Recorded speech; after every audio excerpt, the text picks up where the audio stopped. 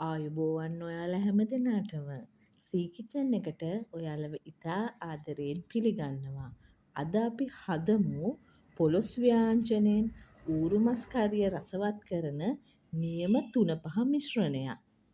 මුලින්ම භාජනයක් ලිපේ තියලා ඒක රත් වුනහම අපි ඒකට සුදු කැකුළු මිටක් දානවා.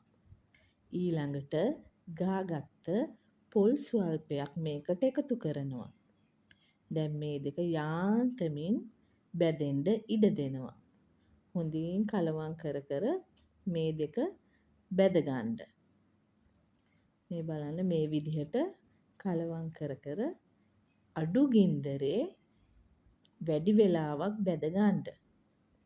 දැන් අපි මේකට එකතු කරනවා හොඳට පිරිසිදු කරගත්ත කුරුඳු කොළ. ඊළඟට කරපිංචා ඉති කිහිපයක්. කොත්තමල්ලි කෝප්ප භාගයක්. ඊළඟට සූදුරු අවශ්‍ය ප්‍රමාණයට එකතු කරගන්නවා. අබ මේස හැඳි 2ක්. මෙතන තියෙන්නේ කුරුඳු පොතු, එනසාල්, කරාබු නැටි. ඒ වගේම මම මේකට සාධික ස්වල්පයකුත් එකතු කරලා තියෙනවා. දැන් තියෙන්නේ මේ උළුහාල්.